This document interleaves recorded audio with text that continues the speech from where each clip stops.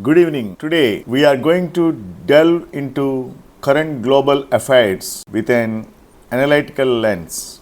Today we are discussing a significant development in the international relations, specifically the recent US sanctions imposed on 19 Indian firms for their alleged involvement in supporting Russia's military operations.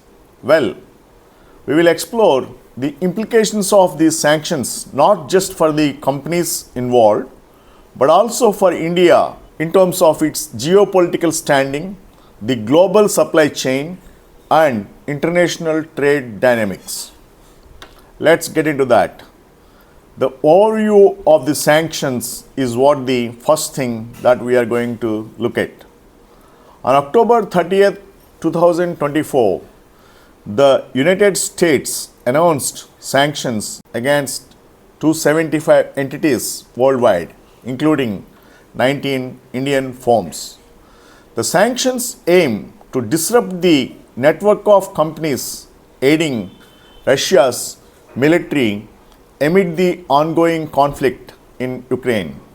Firms like Lokesh Machines, Khushbu Honing, and TSMD Global have found themselves on this list, accused of providing critical technologies that the US deems essential to Russia's defense capabilities. So, these sanctions now have been imposed by the United States, but what kind of immediate impact these sanctions will have on the companies is what a critical question that we need to look at. The immediate impact of these sanctions primarily restricts these Indian companies from engaging in trade with US entities. This means they cannot access American technology, components, or financial services, crucial resources for high-tech manufacturing and defense sectors. While some firms may be insulated due to their limited exposure to US markets, others could face significant operational challenges and reputational damage. Also, let us look at the broader implications for India.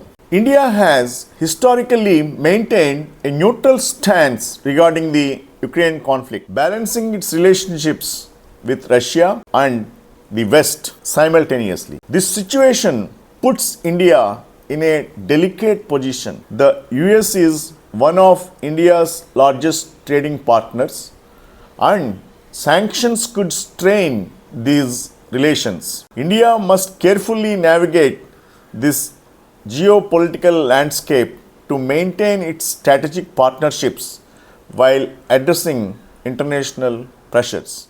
Moreover, these sanctions come with a warning about secondary sanctions. Companies from other countries that engage with the sanctioned Indian firms risk facing restrictions themselves. This could lead to a chilling effect on international collaborations and investments in India, particularly in sectors like defense and technology. And also, when we look at the economic impact and opportunities from an economic perspective, the combined revenue of the sanctioned firms is estimated to be between $500 million and $2 billion annually.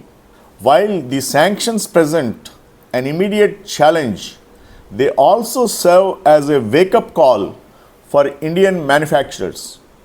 Companies will need to re-evaluate their supply chains and compliance mechanisms to align with international regulations.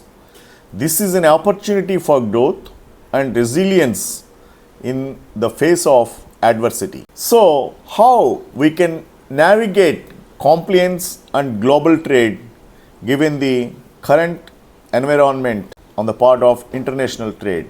In the current geopolitical climate, the complexities of global trade requires a nuanced approach.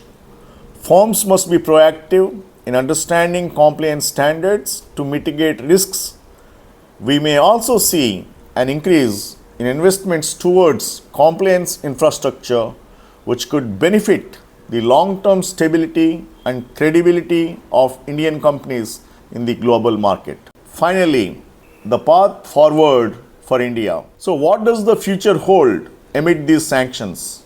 India may need to reassess its foreign trade policies and explore new partnerships, particularly in markets less sensitive to US sanctions. The diversification of trade relationships could mitigate the economic impact of these sanctions while allowing India to strengthen its position on the global stage. In conclusion, the US sanctions on these 19 Indian firms are not just a matter of bilateral trade.